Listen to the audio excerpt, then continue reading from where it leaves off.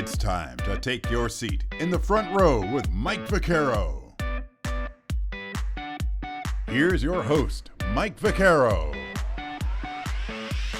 Hey, as always, thank you, Chuck, and welcome everybody in the front row. I'm your host, Mike Vaccaro. Behind the scenes, as always, our creator, producer, and director, J.R. Quitman. Up to episode number 21. For that, we go back to our UNCW roots. One of the all-time great basketball players here in Wilmington, it is Brian Rowsom. Not only a great here, spent time in the NBA on the original Charlotte Hornets rosters for a couple of years before going overseas. Now an accomplished coach overseas as well. What an incredible story and some big battles he talks about with the Admiral David Robinson, his time with Navy against UNCW in the old CAA. Great stories to come. Don't miss it. It is episode number 21 with Brian Rowsom in the front row with Mike Vaccaro. Well, Brian, always great to spend some time with you. We appreciate you taking time out of your busy schedule to talk to us here today. A UNCW great, a legend here in Wilmington, where I'm the radio announcer, and it's great to catch up with you once again.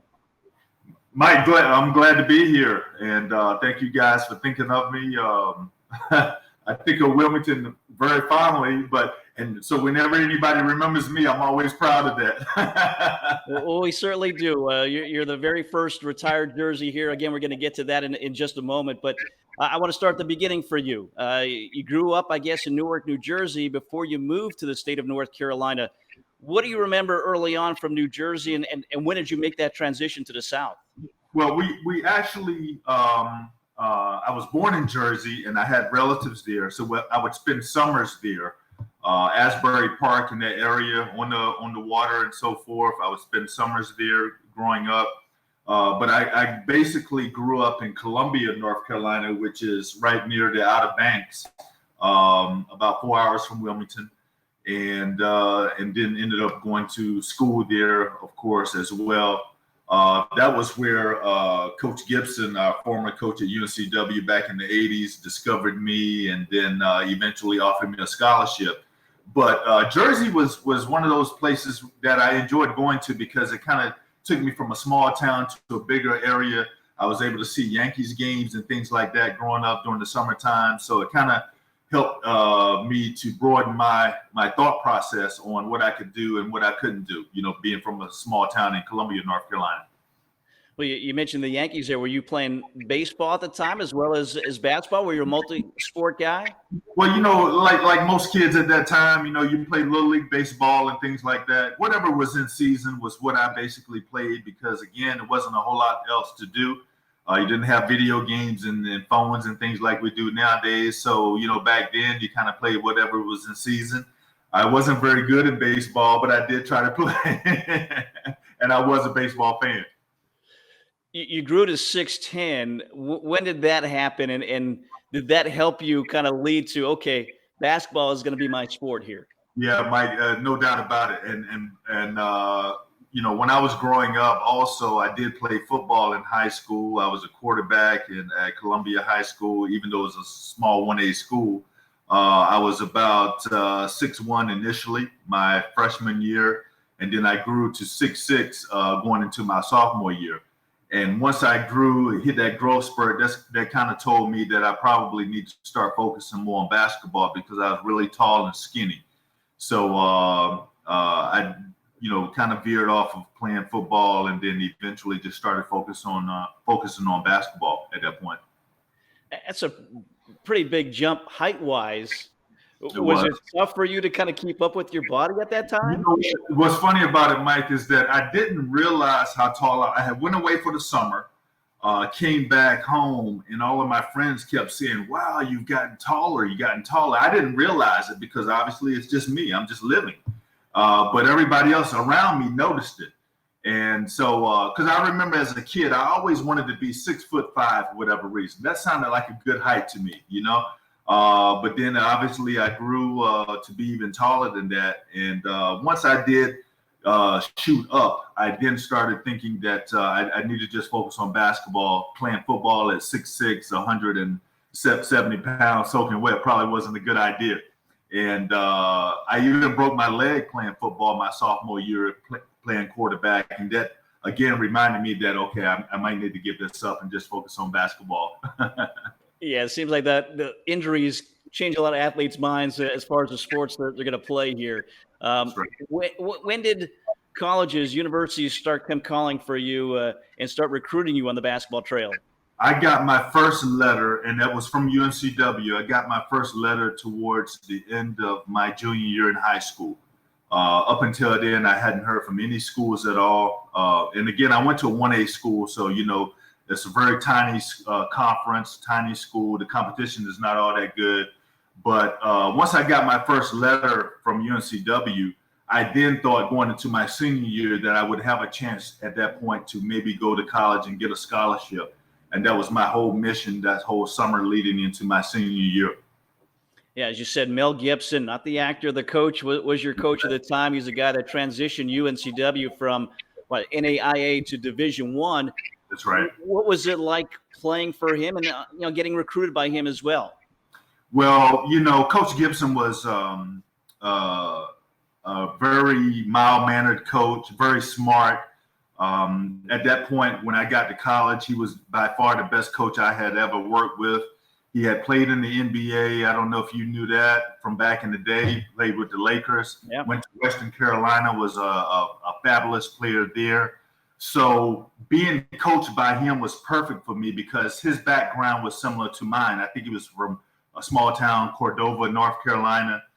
And for Coach Gibson to do what he did as a basketball player to make it to the NBA, he was a backup for Jerry West on those Lakers teams in the 60s. I thought to myself, wow, if he can do it, maybe I can do it. He inspired me in a lot of ways.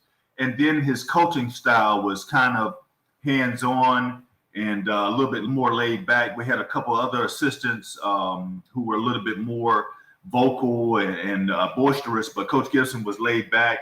And that really worked for me because I was coming from an environment where I wasn't yelled at a lot with my coaches and so forth. And so I was able to, adapt to Coach Gibson's style. And he really helped me a lot. He really did. I owe everything really to him, honestly. Yeah, he's still around here, still that mild-mannered guy that you remember as a coach. So again, that was 1983 to 1987. 4 years at UNCW, 3 years with him, 1 year with Robert McPherson, who took over for him. And also, that was the early days of the CAA, the Colonial Athletic Association. Back then, it was the ECAC South until the conference that was formed in 1985. What do you remember about the early days of the league before it officially became the CAA? Yeah, my sophomore year, we were in the ECAC South, Mike. We had just joined that conference. It was my first year. Obviously, we were independent. We were 11-17. We went through a lot of transition. When I came as a freshman, we had 8 new players. There was a lot of turnover from the year before, and then so it gave us a introductory to college basketball. My very first game at UNCW, believe it or not, was against LSU, and they were ranked in the top 20 that particular year. Had a very good team. And then we went to the ECAC South, where we then played Navy and George Mason, James Madison, all those tough Richmond, all those good schools in Virginia. So it kind of helped us to understand that what we were up against and what we had to do to get better. And but we slowly got better year to year. I know I improved a lot from year to year. And eventually my junior year, the conference became the Colonial Athletic Association. And, going into that first year of the CAA, it was one of the better conferences in America. We had David Robinson, Johnny Newman from Richmond, Blue Edwards was there with East Carolina, Sanders, can't think of his name, George Mason, he was an All-American. So we had some really talented players at the mid-major level at that time. Yeah, people don't realize that. I just said some names there that people eventually watched in the NBA, yourself included. Yeah. Got to go back to David Robinson because unfortunately I was not around to see those battles, but I still hear about them in Trask Coliseum. You and David Robinson, UNCW and Navy. What was it about those two games and those two opponents and you and the Admiral David Robinson? Yeah, I tell you what, Mike, my sophomore year when we first played them in the ECAC South, I can remember this like it was yesterday. We were driving up to Annapolis, and I was looking at the media guide because we hadn't played Navy yet, and I didn't know how good they were or whatever. So I'm looking at the media guide, and I see this David Robinson. They had him at listed at 6'11" at that time. He was a sophomore. I was a sophomore. But I'm thinking, okay, he's good, but I got this. I'm coming in confident and everything. And then once we played him that first game up at Navy, I said, okay, I've got to get on my ball. I got to get on the ball here for the next 3 years because this is going to be my competition. So basically, it ended up just being one of those rivals where it was great for the league. It was a great one-on-one rival with me and David, but also for Navy and UNCW. But it helped both of us improve, though, as players. I think we got the best out of each other during that time frame. And had he not been in the conference, there's no doubt about it, we would have been able to win some of those conference tournaments back in those days. But it did help me to improve. It gave me nationwide recognition. And I think that also brought recognition to UNC Wilmington's basketball program as well, with us battling it out over those 3 years. Yeah, Navy was kind of ruling the conference at the time, as you said, with him. Also, Vernon Butler, a very big guy and a good rebounder as well. So they kind of had their twin towers at that time, right? It really did. I told our former point guard, Bobby Joe Springer, about a month ago, I said, hey, man, if we would have had Vernon Butler on our team against Navy with David Robinson, I think we would have won. We could have beaten them back then. That's how close we were with a lot of those games. It was just a possession or two away from, being different. But there was very good games, and I just know that when we played them, they put us on both programs on a national scale. You had NBA scouts there at all the games and so forth. So it took UNCW's program from almost an unknown to well-known at that time.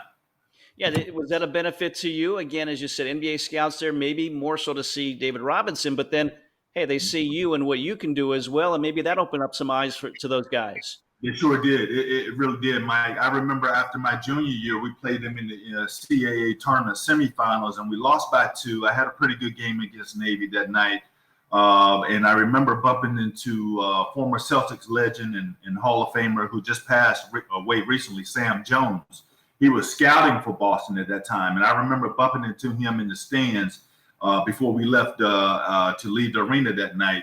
And he said, son, you got a chance to make it into the NBA. And that was after my junior year. So that was very inspirational for me, for him, because I knew for him to say that, because I knew that, first of all, they were there scouting. They had seen me play one of my better games against David. And I knew then that I would be on the map as far as going into the NBA, going into my senior year that next year, which I was. Well, not just against Navy and David Robinson, but you had some other great showings during your career. Tell me about the Indiana Classic, because you were the very first guy that was a non-Indiana player to be named MVP of that Classic. Certainly you did something against the Hoosiers to open people's eyes, even though UNCW didn't win that Classic, but you're the MVP. Yeah, Mike, being back in Indiana kind of brings back those memories as well. I was talking to one of my former teammates who lives in Anderson, Indiana, and he wants to go down to Wilmington to a game. Obviously I haven't been back since that tournament back in '86. But yes, you're right. It did bring national exposure to myself and our team again. We were playing Indiana. I remember the night before we played them, the 1940 championship banner, 1953 championship banner, the 76 undefeated Indiana team that won the national championship. And I was just thinking to myself, man, this is where, you kind of can make your name, And I remember saying that I wanted to do this for all those smaller schools that don't get this chance. And kind of like the line from Hoosiers. I wanted to do it because I came from Columbia, North Carolina, a little small town. Wasn't highly recruited. And I thought that if I can do well on this stage, then it will open some eyes. And that was my determination. I didn't care who we played. I was going to go for it during that tournament. And I also felt like I had to give our team confidence as well, because I knew our team was underdogs against Indiana, but I felt like if I played well, they would follow my lead. And they certainly did, and we played well. Well, again, playing well was what you did throughout your career. 9 games of 30 or more points, Tell me about the 39-point game that you had, a win against East Carolina back in 1987. What do you remember about that game? And was it one of those times where, you're just on fire, as they say?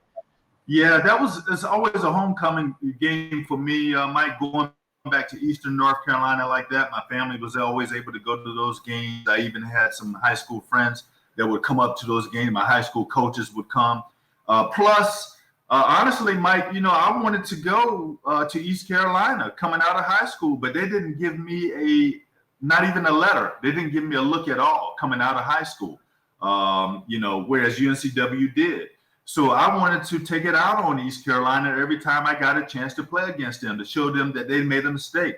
And not only that, add insult to that was that they had recruited a player from Wilmington named Jack Turnbull, who played, I think, at New Hanover High School, if I'm not mistaken. We came out the same year. He was about the same size as I was, 6'9", 6'10". So they chose him over me. So I wanted to make them pay for it every time we played against them.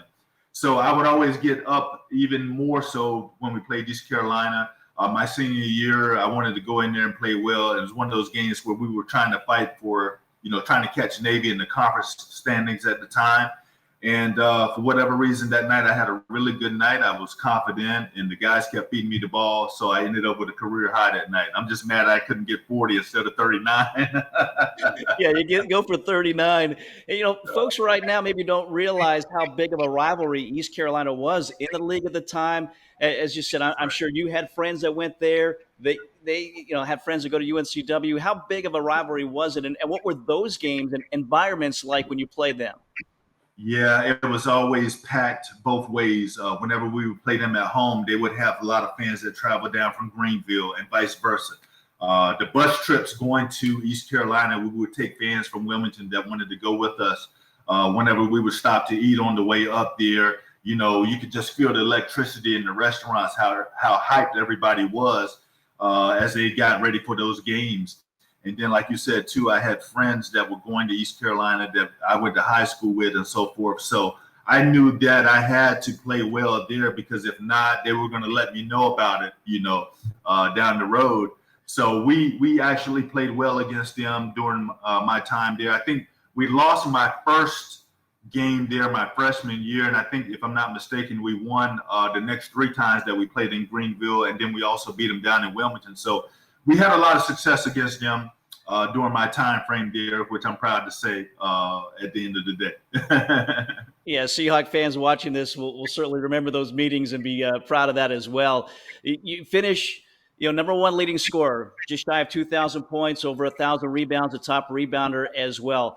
Could you ever imagine, as you said, from a small school, from the in the state, that you wind up as a leading scorer, leading rebounder here at UNCW when your career is all said and done in 1987? No way, Mike. I was just trying to play college basketball. I was the last guy recruited and signed that particular year in '83. In fact, Coach Gibson gave me the scholarship on a stipulation that I would come to summer school leading into my freshman year. So I signed late, I remember, towards the end of May. And he said, okay, we have 1 scholarship left. We'll give it to you on the terms that you come to the second session of summer school leading into that fall semester. And I was kind of glad that he did, because it got me a chance to get down to Wilmington to learn the city and campus earlier. Plus, I was able to work out with a former UNCW player by the name of Danny Davis, who's still an agent today, helping players play professionally overseas. Danny was playing at the time in England, and so he was there all summer long, and he really taught me the proper work ethic. So we were there lifting weights all summer long. I had never lifted weights, Mike, at all back in high school, never. We had a universal weight machine in our locker room at high school, and I was telling one of my friends recently, all we did was sit our underwear on it. When we got dressed in the locker room, we never worked out on it, But Danny showed me the proper way to work out, what it took to be a professional athlete that summer. And that really helped me to get a little bit stronger, gain some weight going into my freshman year. Yeah, it seems like a lot of the athletes that we talk to, they kind of have that guy that was their mentor. Did you kind of become that guy for other people as you became the older guy on the team?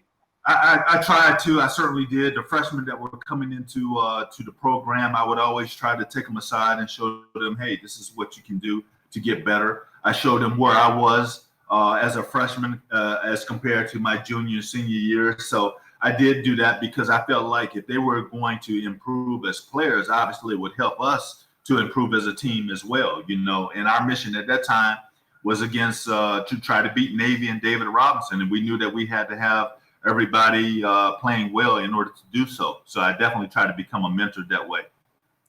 Well, Devontae Caycock, he's the fifth Seahawk to have his jersey retired, currently playing in the NBA, the G League as well. But you were the very first. In 1990, you get your jersey retired by UNCW. Tell me about that moment when you found out and what it was like at the game where you had your jersey retired in front of the home fans in Trask Coliseum.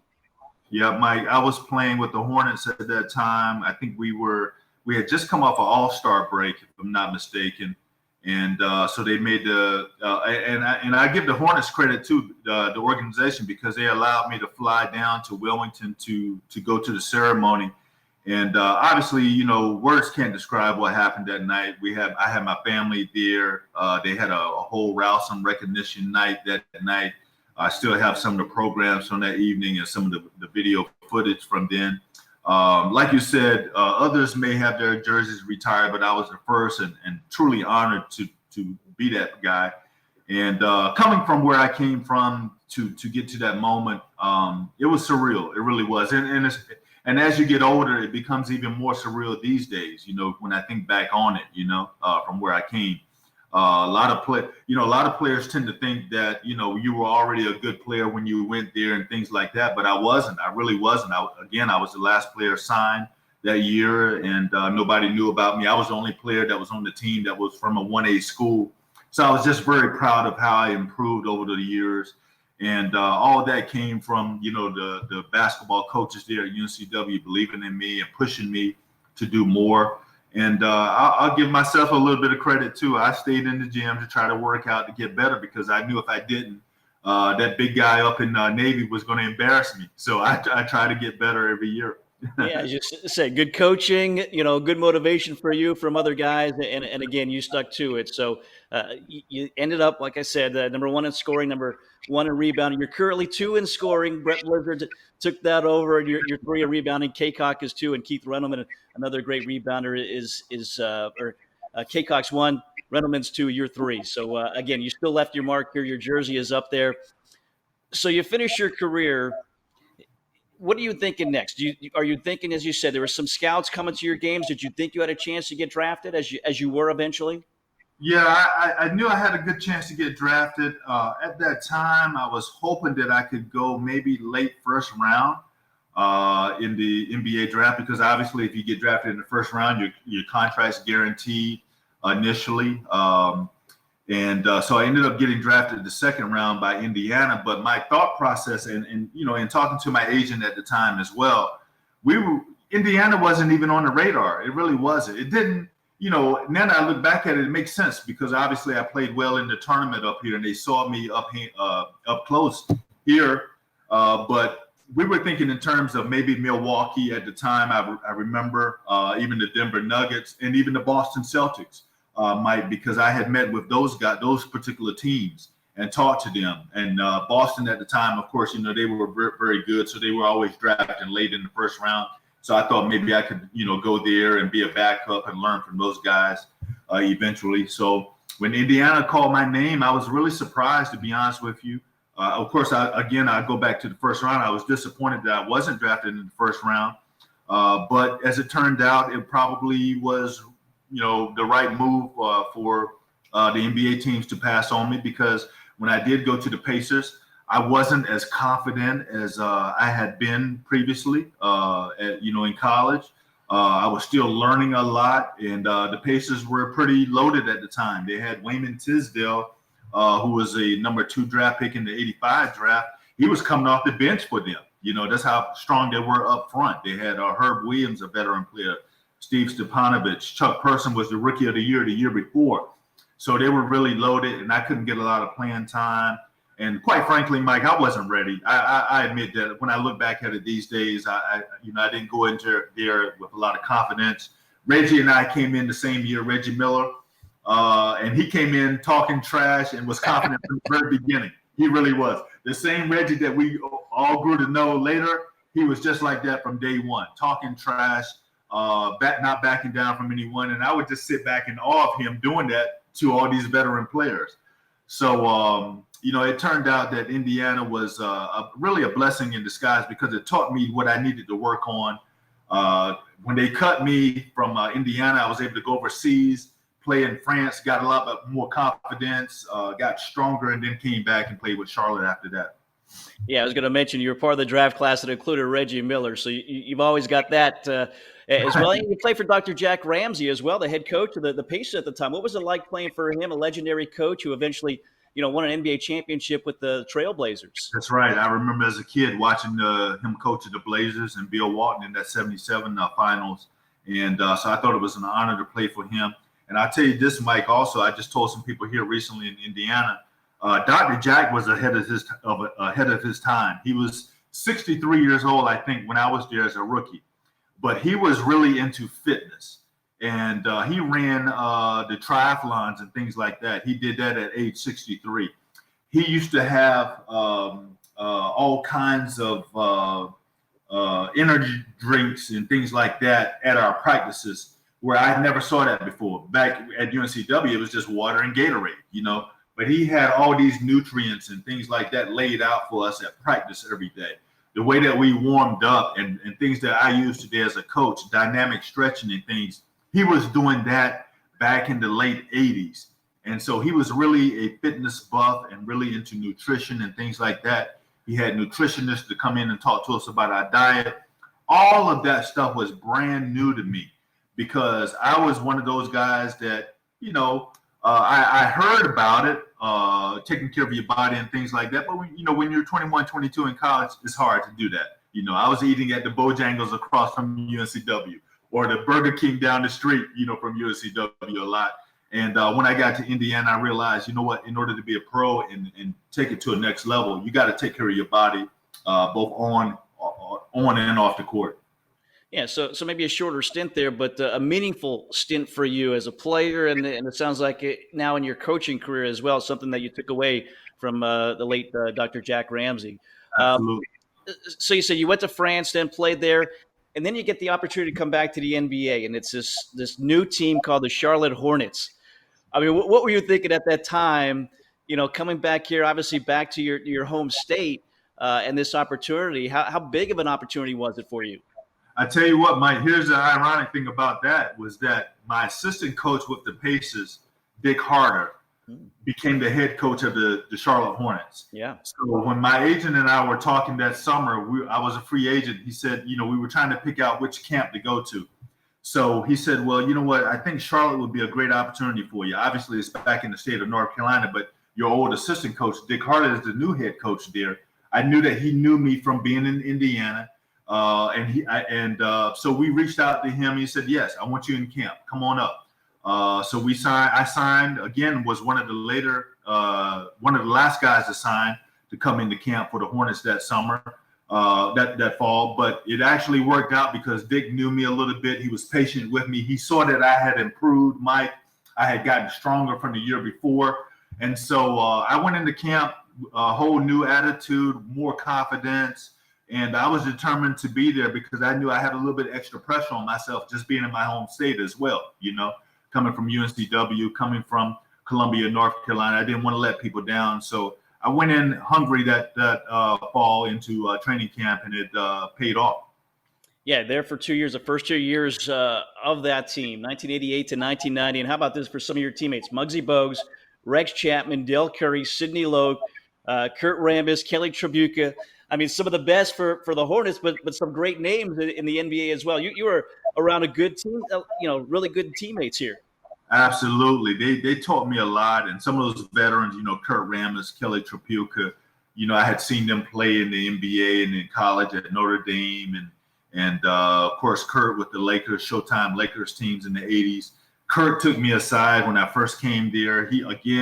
I worked out with him in the mornings, before training camp even started. His work ethic was always, top notch. He taught me so much in practice, how to practice, how to play defense and things like that, because obviously, Kurt wasn't the greatest athlete in the world, but he was very smart. And he taught me a lot of those things. Playing with Muggsy, I seen him in the ACC all those years, and we played against him my senior year at UNCW. Del Curry, I had seen him play at Virginia Tech growing up. Sidney Lowe, I saw him on that national championship team with North Carolina State. So all those guys in some ways felt like family to me because I had seen them play for so long, even before we all got together. But they were just a very, very bright bunch of players, and we all got along well. And of course, the love affair with the fans there in Charlotte was amazing. Even still to this day, I have never seen a connection like that between fans and a franchise like it was in Charlotte that first year. Yeah, it seems like that connection has come back with them, the Hornets, once again. When they went to the Bobcats, it was a little different. And a big splash at that time was the teal uniforms and the teal color. UNCW is teal now. They weren't when you played, but what was that like, wearing those uniforms and making such a splash from that standpoint? Well, I tell you what, Mike, you bring that up, but I've got a guy that's making some replicas of my jersey with the Hornets because it's so popular these days. Wow. Those teal colors, I got to get you one of these too, Mike. I'll definitely send you one. Yeah, people love them, and I still to this day, and of course I'm going to be biased, but I still to this day think those are some of the best looking uniforms ever.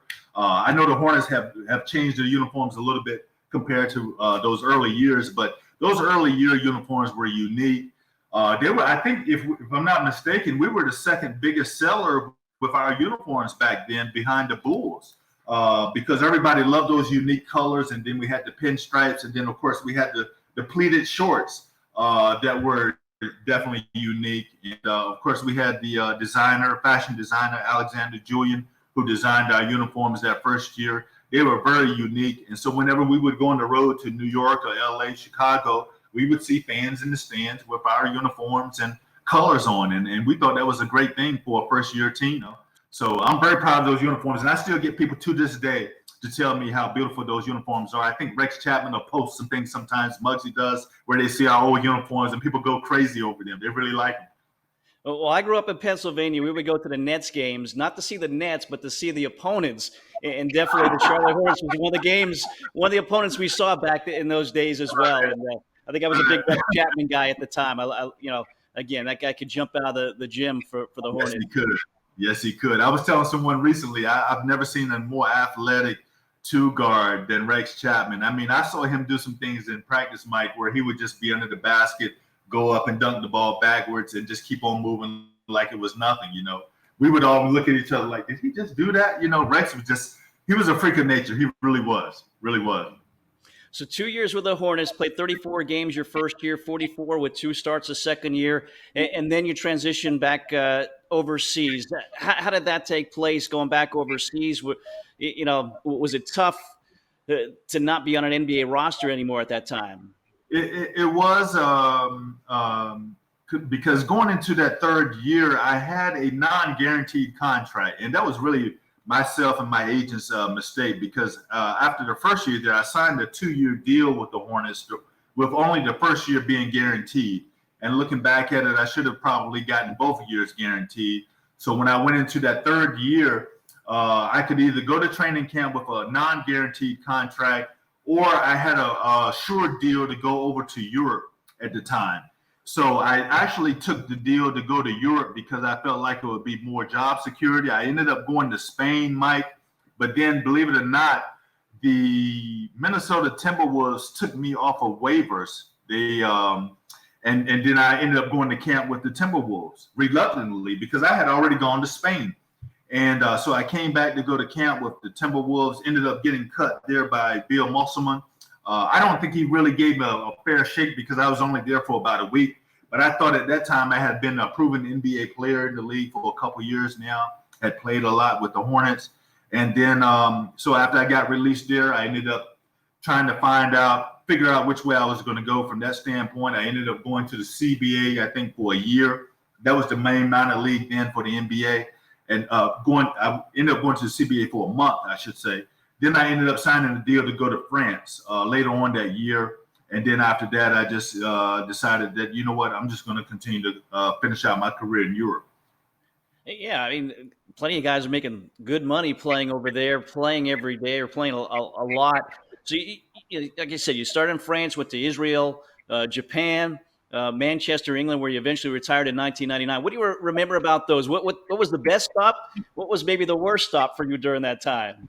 I will say this. I think overall, Israel probably was the most fun place I played in because the league was very good and very strong. You had some former NBA players over there that were playing at the time. I remember Purvis Short, longtime NBA vet, was playing over there. Buck Johnson, former player for the Houston Rockets, was playing there. David Thirdkill, who had played with the Celtics on that 85-86 NBA championship team. He was playing in the league there in Israel. And there were 3 or 4 other guys as well. So the league was very strong.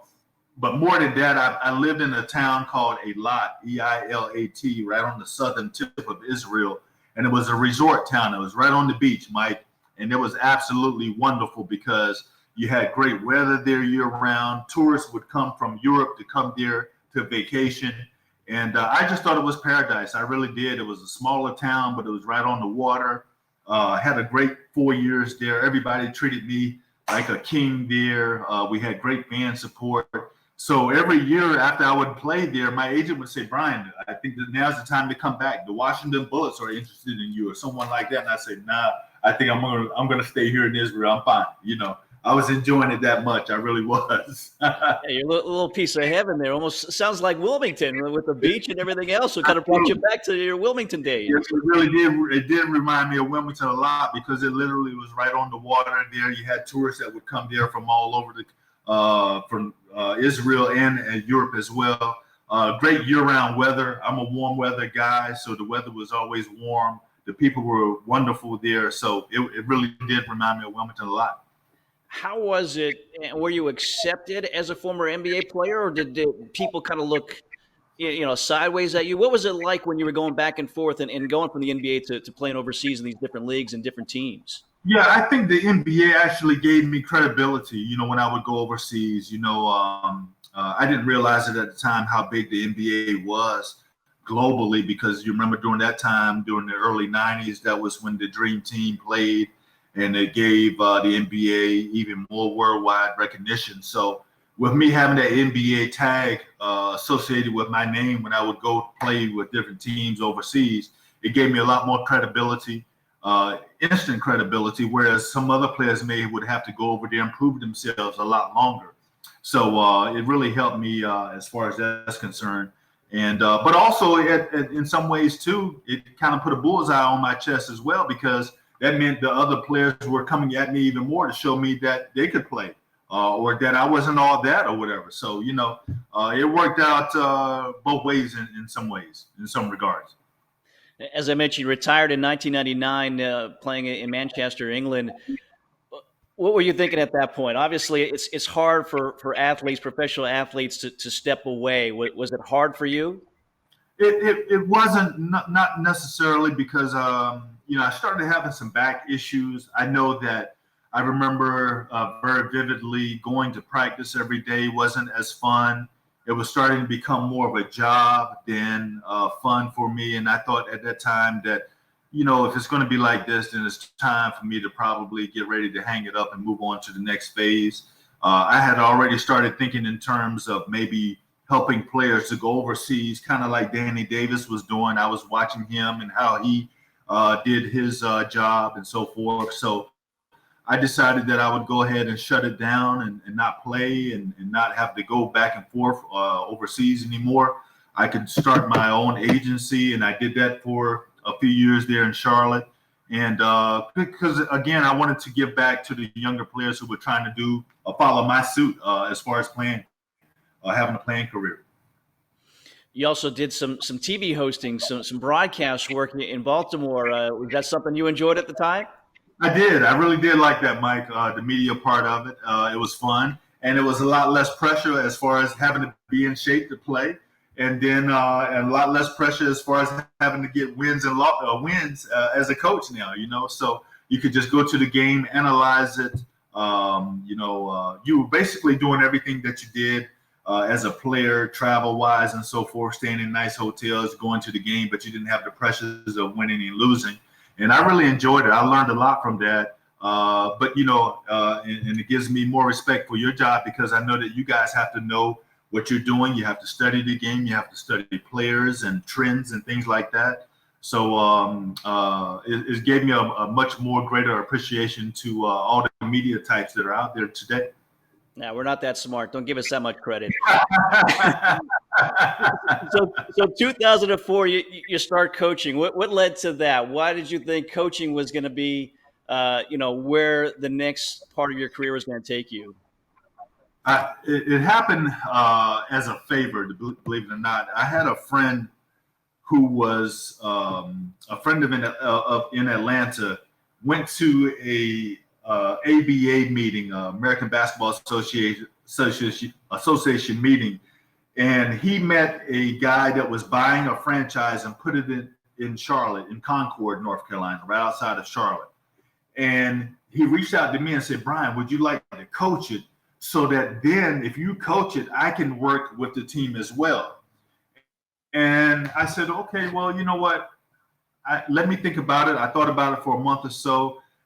Because initially my first thinking, Mike, was that having been in pro basketball, that I didn't want to get involved with because of the job security. You're constantly bouncing around from job to job, city to city, having to move your family, what have you. But I did eventually jump into it as a favor to him.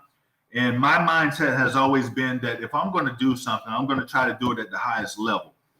I said then that, okay, I'll do this for a year and try to use this as a way to promote myself and propel myself coaching wise. So I wanted to learn from, basically the grassroots level and then try to work my way up. And that's what I did. I jumped into it at that moment and I said, I'm going to try to give this the best shot I can and hopefully move up. And that's what I've been trying to do or tried to do from the very beginning. Well, you certainly had some great success. I mean, it's crazy that you're playing success overseas and that you most enjoyed Israel. As a coach, your best success in the Middle East. You went there in 2008 there for 5 seasons, 2012, 2013 league championships, and the Eurobasket.com Coach of the Year as well. What was it about the Middle East? What did you enjoy about that in addition to obviously winning basketball games? Yeah, I was really surprised at the talent level over there, Mike. I'll be honest with you. I didn't know what to expect. Now, I knew, having been in Israel, that there was talent in the Middle East. And when I got there, I realized, wow, this is going to be a challenge for me. But I've never backed down from a challenge, and that goes back to my UNCW days. I always figured that there are certain things that you have to do in basketball in order to win games. And, one of them is, play good defense, have good team-oriented offense, things like that. Those are just basic fundamentals that I've always tried to carry with me as a player and as a coach now. And so I was able to go over to the Middle East that first year in 2008 and 9. I took a team that had not made the playoffs in the last few years there. My first year there, I took them to the playoffs, had a lot of success. So they thought that I was a decent coach, and that helped propel my career further. Whereas had I gone there that first year and not done well, I may not have gotten a chance to come back, and continue on from there. So that first year was very important for me. We ended up making the playoffs and lost to the eventual champions in the semifinals. But it gave me a chance to, see players in the Middle East, see the talent there. There was local talent there as well. And also obviously gave me a chance to work on my coaching abilities every day. I was able to study the game, focus more on that, as well as meet a lot of great people and see a lot of absolutely wonderful sights and things over in the Middle East also while being there. Yeah. So again, you've done great overseas, Japan in 2014, Indonesia 2018 and 19. Any offers, any opportunities to come back stateside? I know you're doing some of that now, but before that, were any opportunities, even the NBA, with your time in the NBA? Did you have opportunities to coach in the NBA? No, I never did, Mike, but that was always my goal because I felt like, my path maybe to getting to the NBA might be a little bit different from others. I know that some other coaches have gone overseas first and come back. I know that Scott Skiles did that, my former teammate with the Pacers.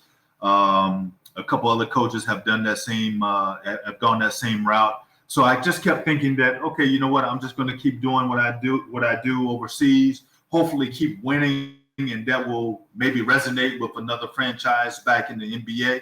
And if it doesn't, then I can still obviously make a nice career out of it. I've always enjoyed traveling abroad, seeing different countries, experiencing different cultures and so forth. So I've always said that if I didn't make it to the NBA, then that's no problem. I always like the idea of coaching professionally more so than college, Mike, only because coaching professionally is all about basketball. Yeah. In college, you got to deal with a lot of other dynamics. You got to make sure that the kids are going to class or study hall.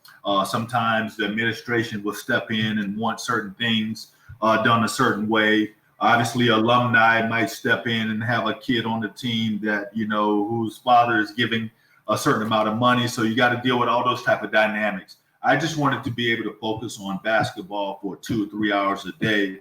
That's where I thought my strength lied as a basketball coach. And so that's why I always, even jumping into coaching from the very beginning, I always focused on just going to the NBA route or professional route. Yeah, certainly. I think a lot more stress. I agree with you on the college level. People don't realize that. Again, so many things go into it, and it's not just coaching. It's almost as a head coach, coaching is kind of the last thing that you do, right, in the college level these days. That's true. That's very true. There's a lot of things that you have to do. You got to speak at the Rotary Club.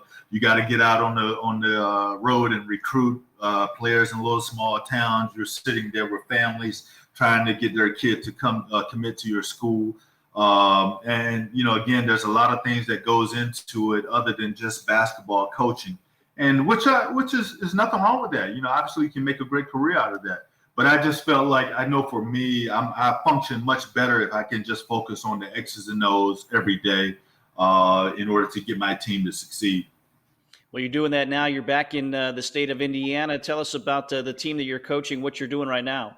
So, I coached in Mexico last year up until October. They did a short season there because of COVID. I had some downtime in which I said, well, you know what? I want to utilize this time to get better as a coach myself. I've signed to go back to Indonesia in July. So I had a few months where I didn't have anything going on. So I reached out to a brand new team here. There's a league called the Basketball League, TBL. Which is like a AA minor league for professional basketball players who want to play and then move up to maybe the G League or go overseas if they can. So when this team was announced here in Lebanon, Indiana, I said, well, the time frame wise, it works perfectly for me. I can come here from January until May and coach and then get ready to go back overseas. So I wanted to utilize this time, as I tell players, whenever you have some downtime, you want to take advantage of it in some form or fashion, stay in shape, work on your game, whatever. So this is perfect for me to be able to work on continuing to coach. And then not only that, I can see different players in this league that I may want to consider taking overseas with me come July. Being here in the States, how much do you watch the NBA game, the college game? And what do you think about it now? What do you think about, the big guy in today's day is different than the big guy back in the 80s when you played, right? It's definitely different. Every so-called big guy thinks he's a guard now and wants to shoot jump shots, It's rare that you can get a big guy that would just want to post up and do damage in the paint like we used to have to back in those days. But I honestly don't mind it as long as there's some balance there. I know for my teams, I try to have a little bit of both. I love the three ball just as much as anybody else, but I also love guys that attack the basket and we can still get some easy baskets with post ups and things like that. And that's important because when you make teams work harder, when you get them in foul trouble more by putting more pressure on them offensively, then that can help your team as well, because they're going to be nights, as you know, Mike, where you're going to be hot from the 3-point line, and then there's going to be nights when you're cold from the 3-point line, and you got to have a plan B and C in order to counter that. And so even though I am a fan of 3-point shooting, I still like the balance of having bigs or even guard, sometimes post up and get in the paint as well. Well, again, we've talked a lot about your career. The first player ever to have your jersey retired in 2009. You were inducted into the Greater Wilmington Sports Hall of Fame as well for your time in Wilmington, what you've done beyond that as well. What kind of an honor was that for you as well? I thought that was the biggest honor I've ever had, Mike. I thought maybe the jersey retirement was the biggest thing. And then when that Hall of Fame thing came along, I started thinking about it. And I said, wow, this is even a bigger honor because it's not just UNCW, it's that whole area. And as you know very well, there's a lot of great athletes who have come from that area in all sports. And so for them to put my name among some of those, I was truly humbled. I really was. And again, I always go back to my background, where I grew up from and where I came from when I first came to UNCW. And so that was very humbling for me and a great honor. I was able to have Coach Gibson to come back and be one of my guests that particular day, along with 2 or 3 other friends from Wilmington and family members. So I was truly humbled by that. And every now and then when I don't have anything to do, I might pop in the old video to see that again, because it just means that much to me now, especially as I get older, So I'm truly humbled by that. And I haven't gotten a chance to get back to Wilmington. It's been years, and I haven't been to that Greater Wilmington Hall of Fame yet. So I do want to get back and see all of those things. Yeah, we had another member, John Bunting, on previously here. And again, check that out if you're watching this, Greater Wilmington Sports Hall of Fame, because the names, this town, this city, athletically, some great names. And someone not in there just yet is Michael Jordan. He'll eventually be in there. He's got to be around here for the ceremony. So, it's a great Hall of Fame. It's something that he's not in, but you are. And again, it is a great honor for you, certainly. Yeah, Mike, I know my good friend Kenny Gaddison went in a few years ago. Gwen Austin, one of the top players ever at UNCW women program, she went in. And so I'm truly humbled by that because in my eyes, I don't deserve to be in there with those guys, but I'm so proud that UNCW and the whole Wilmington area thought enough of me to honor me that way. And it's definitely an honor that I'll never forget and always cherish. Well, again, I think well-deserved. And right now you're doing a lot of different things. You mentioned the coaching, but you also have RowsomSports.com doing mentoring. Tell us a little bit about that and your goal of what you're trying to get through to kids coming up these days. Yeah, Mike, again, it's one of those things where, whenever you talk to kids, everybody wants to play pro basketball, baseball, football, whatever. And that's great. And you should try those things. But I always let them know, too, that there are other avenues in order to stay in sports. And so I'm trying to get them to understand that you could be a great coach or a great scout or general manager of a professional franchise if that's what you want to do. And actually, you can do that much longer than you can than playing. In fact, one of my old players who played for me back with the Brevard Blue Ducks back in 2006, he's now an NBA referee, Jonathan Sterling. And he just reached out to me a couple of days ago and told me that he's going to be working the NBA All-Star game coming up in Cleveland next week. So I'm so proud of him. He was a decent player, but he found another way to stay in the game, and now he can referee for another 20 years easily. So that's what I want young kids to understand, is that there's other avenues in which you can work in sports and have a long-lasting career in that, other than just playing, because even if you play, you might be lucky enough to do it for a handful of years, and then you got to move on. Again, going back for a second to your days going up against David Robinson, obviously a big, part of your career, your playing career. Had you guys kept in touch through the years, because you were so competitive during your college days? How much did you interact with each other after that? Yeah, we haven't as much, Mike, and because I live in Texas now, I want to do that more. Unfortunately, with my schedule, I'm gone out of the country 6-8 months out of the year. I did reach out to David a few years ago, and he responded to me, but I definitely want to try to get down to San Antonio at some point. I know he has an academy there where he, does, I think, I want to say the name of it is Carver Academy, if I'm not mistaken, but I know he does a lot for students there. With their schools and so forth down in San Antonio. Of course, he's still doing things with the Spurs as well. And I even followed his son, who was playing football at Notre Dame a few years ago. I'm a big Notre Dame football fan. So I do want to reach out to the big fella. I would love to see him again. Last time I actually saw him in person, I was living in Maryland, and I went to see him play against the Wizards, and we got a chance to catch up and talk at that time. That was his last year before he retired. So I was able to see him during that last year, and then, of course, they went on and won the championship that year. So I would love to see him again because, my name is synonymous with his, Mike. And so I'm hoping that we can definitely get together again. And as you know, these days, a lot of people are passing on and so forth. So I tell not only, my friends, but I'm telling my UNCW teammates, we all got to get together at some point here pretty soon because, life is precious and we all need to get together and enjoy one another while we can. Rather than, getting together for someone's funeral, it'll be nice to get together and have a nice, fun reunion. So all those things are very important now, for sure. Yeah. Do you ever think maybe you brought the notoriety to David Robinson? Maybe you helped him, become a player that he was and become the Hall of Famer that he is. You know what, Mike? I probably did when he went down to Wilmington and blocked 14 of our shots, and 8 of them was mine. He set an NCAA record, so I probably did help Dave become the number 1 draft pick. Well, there you go. There you go.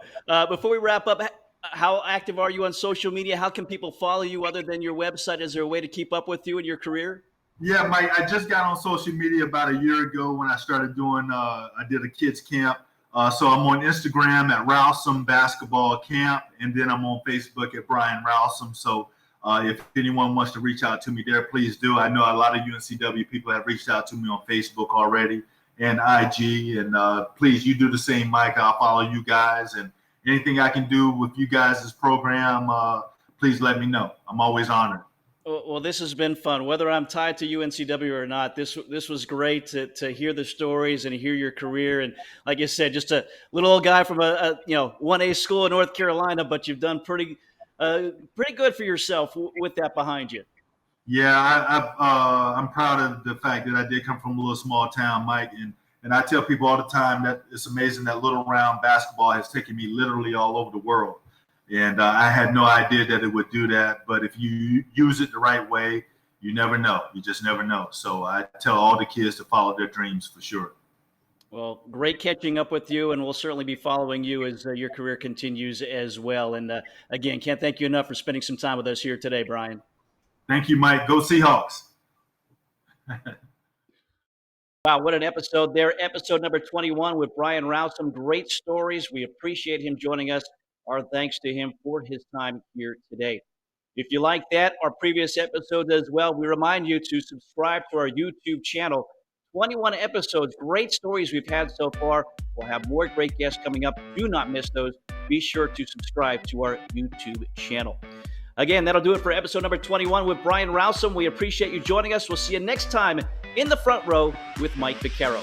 Have a great day, everybody.